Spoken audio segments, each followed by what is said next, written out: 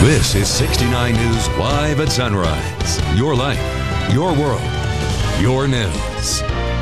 69 News Live at Sunrise starts now. Thank you, Matt. Well, many kids are now back to school, and a lot of families are trying to get back into a normal routine. So this morning, we're talking about how to do that and how to end the year on a productive and successful note for you and your family.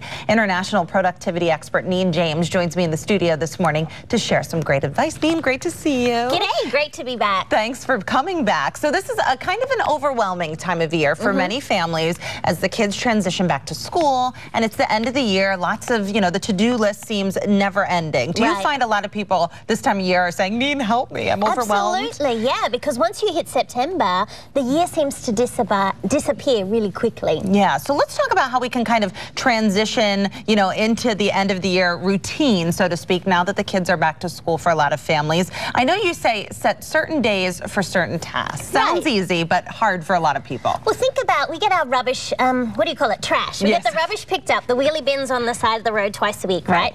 So think about, you get planned for that, right? So think about certain tasks on certain days the same way. Things around the house, activities you need to complete. If you can associate a day with an activity, you'll be able to overcome that overwhelm. Okay, and won't feel like we can't possibly get to everything, right? Another thing, and explain this one to me, you say work backwards. What do you mean by that? Right, so if you know what time you want the kids to go to bed, work backwards. What time do you need to have them showered, fed, homework done, picked up from school, and that then determines what time you need to wake up. So if we can think of the end time, and that will help us create the start time. Okay, and then you don't have the craziness at the end of the day. Correct. Okay, I think I should, even though I don't have kids, I should probably work backwards as well. And do some things the night before, you say. This is a good one. Right, and whether you're an adult or for kids, think about laying out your clothes the night before. Think about packing your bag, and not just your kids' school bags as well. I even put some things in my car that I need for the next day.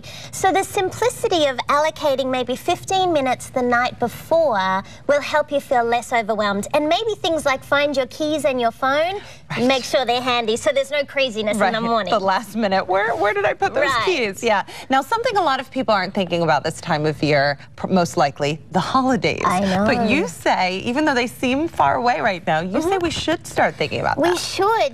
September, there's already Halloween stores being opened up. So think about spending 15 minutes on what your holidays are that you celebrate.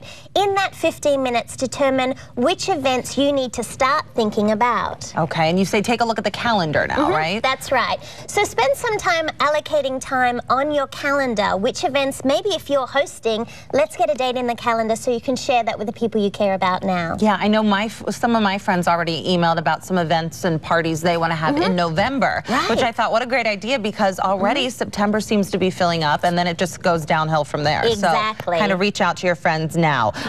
Something else, make a list of events you need to attend. So kind of what I was just saying. Yeah, my husband and I spend Sundays looking at our calendars. You can do the same thing with people in your life. Where do people need to be for the last part of the year?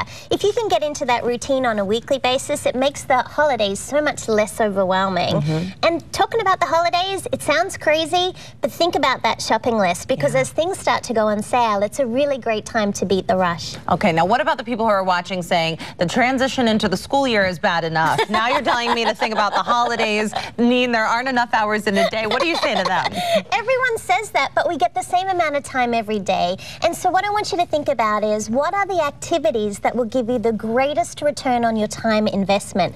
Just focus on those. Focus on the people first. Who are the people that are most important to you, and where do you spend time with them? That's how you get the greatest return on your time investment. There are enough hours in the day, it's just how we spend them. Okay, Neen, you make it sound easy. Thank you so much. And coming up, so what if you're